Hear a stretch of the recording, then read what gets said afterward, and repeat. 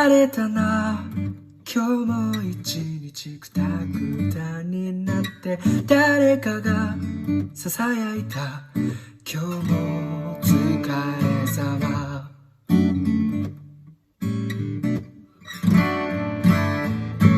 いつもよりも頑張ってくたくたになって、君から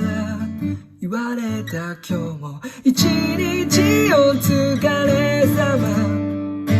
今日もすぐに明日へ向かう。だけど今が幸せであれ、明日も生き抜けるように、一生懸命に頑張った。心と体に一息を、ラーメンでも食べて帰ろう。餃子もいいな、トッピングも全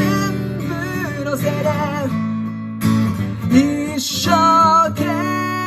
命に頑張ったから、今日一日く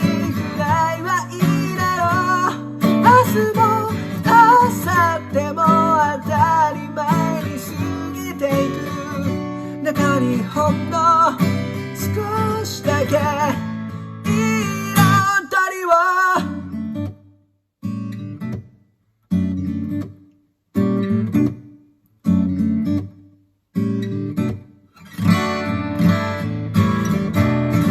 挫折して諦めてそっぽ向いた昨日、ぼーっとして動けづいたベッドの隅、間違っていた昨日、間違ってはいないって自分に言い聞かせていた。一生懸命を笑ったバカバ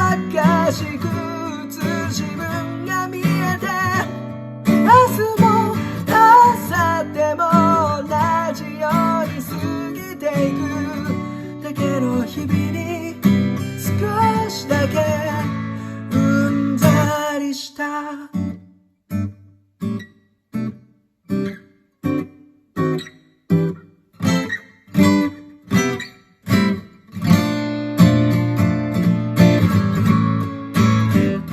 一生懸命に頑張っていたって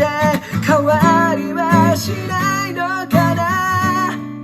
ネガティブな感情に心押しつぶされて、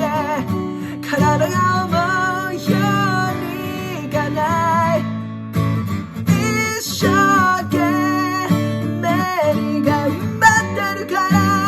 そのままの君でいていいよ。ラーメンでも食べて